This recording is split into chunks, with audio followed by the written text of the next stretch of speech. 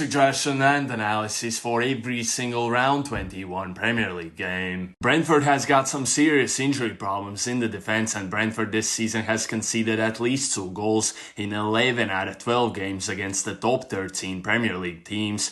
Also, Man City seems to finally have gotten back on track, and we all know how dangerous they are offensively, so I'm going for Man City to score at least 2 goals. West Ham is going to be without their best attacker Jarrod Bowen and without their 2 best strikers in Antonio and Füllkrug. The first game under Potter for West Ham saw 3 goals, and the first meeting between these two this season saw 2 goals. Fulham also 7 out of 9 away games this season have seen less than 4 goals, so I'm going for under 3.5 goals. Bournemouth has some injury problems, and Chelsea beat Bournemouth in the first meeting away from home, so I expect Chelsea to win here at home. Both of these teams defensively split the second place in the Premier League so far, and Nottingham this season 8 out of 9 home games have seen less than 4 goals. The first meeting between these two saw just 1 goal, and I expect both teams to play pretty carefully here, as a draw would not be so bad, but a loss would be very bad here, as they are direct competitors for the first place in the Premier League this season,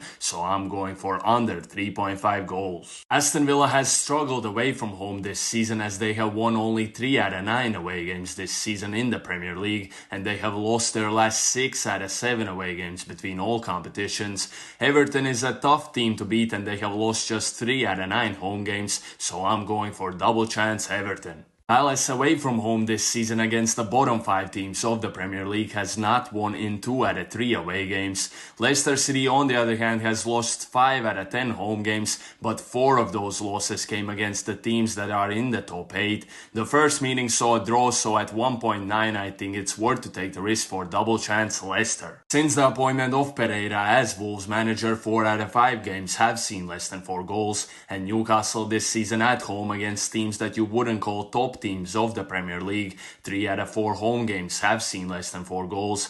The first meeting between these two saw 3 goals, so I'm going for under 3.5 goals. Tottenham has got some huge injury problems at the back, but even so, Tottenham this season against top level teams, 2 out of 3 away games have seen less than 4 goals.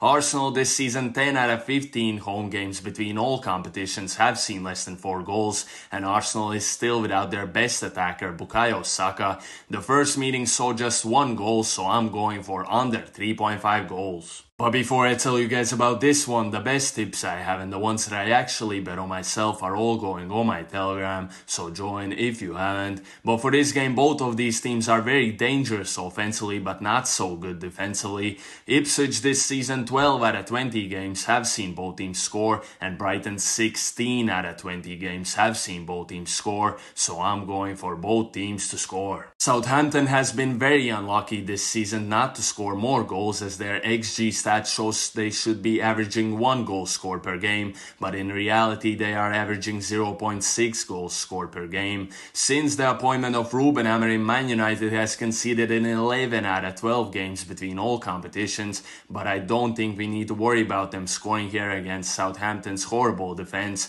so at almost 2 I think it's worth to take the risk for both teams to score.